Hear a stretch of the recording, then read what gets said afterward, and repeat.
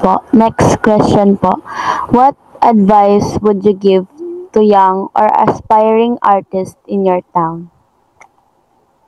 Um, I think do not be afraid, no? Huwag tayong matakot na mag-start or huwag tayong matakot na magsimula sa pagsulat, sa paglilok, sa pag-compose, kung um, ano man yung forte mo. Ano po? Kasi I do believe that God created us embedded with this talent, with this unique talent. Lahat po tayo ay merong talento.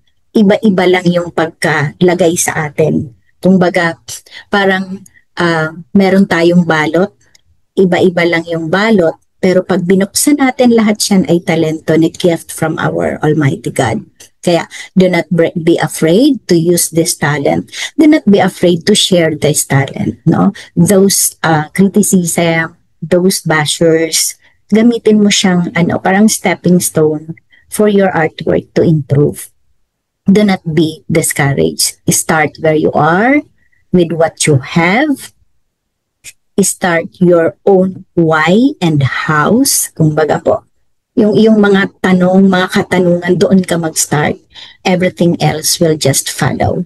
Sometimes do not mind the outside world, no? Huwag mong pakialaman yung labas ng mundo. Just listen to your heart. Just listen to your mind. Listen to your conscience. Yun po. I remember one of my students who once hesitated to act, to perform on stage. But with encouragement that we have given to him, to her, I mean, she became one of our best performers. No? Sabi nga niyan, ang pagsisimula ay ang pinakamahirap na hakbang. Pero kapag ito ay nasimula natin, ang susunod ay pangkaraniwan na lamang. Kaya, magsimula tayo. Ang last question me po is, what piece of your work are you most proud of and what makes it special to you? Okay. So, of course, ang pinaka-special sa akin ay yung Ang Passion ni Cristo, no? Because it is performed annually, taon-taon na siyang pinaperform, and na-embrace na din po siya ng ating tourism, no? Isa na siya sa tourism icon ng Kadabanga, no? Although I am not expecting, no? I really do not expect na darating siya sa point na yun. But I think yun po yung kagustuhan ng ating Almighty God. Kasi doon ko din po na iisip na maybe minsan kahit simple ang gawa mo, pero kapag yung purpose mo, bakit mo ito ginawa, so somehow nakakatulong siya.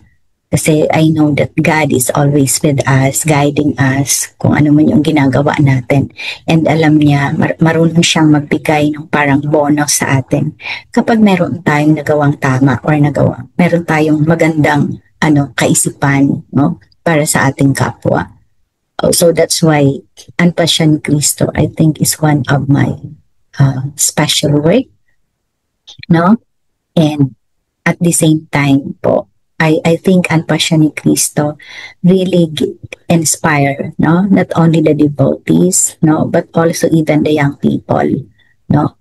Na kahit hindi naman talaga sila Catholic, pero I don't know, kasi as far as my experience is concerned, ang iba kong mga estudyante, no, ang iba kong members sa Sambit na nagjo-join sa Ang Passion ni Cristo, hindi po sila lahat Catholic. Aside from Ang Passion ni Cristo, I have also performances na ginawa, no, like yung Divine Mercy, the story of Divine Mercy.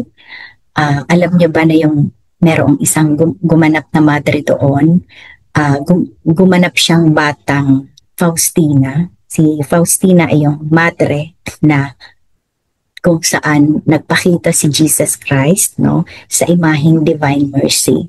So, siyang gumanap noon, pero hindi po siya Catholic. So, pag tinatanong namin siya, bakit nag-ano ka, bakit gusto mong mag-join, or bakit gusto mo ito? Sabi, ang mabilis lang yung sagot niya. Kasi sabi niya, wala naman akong nakikitang masama, but instead, yung lesson na nakikita ko doon sa loob ng play, no? Yung mga words of inspiration na nandoon. So, tumatama po yun sa akin. And at the same time, parang ang feeling ko napapalapit din ako sa Diyos habang ginagawa ko ito. Lalo na doon sa mga eksenang nagpipray siya.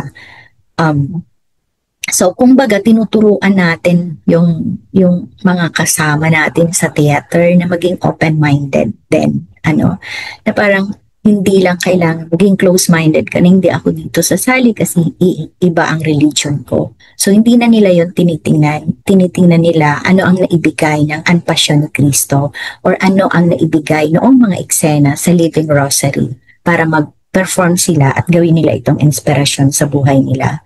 So, yung play, yung mga performances na ginagawa natin, hindi lang sila para sa ating audience po.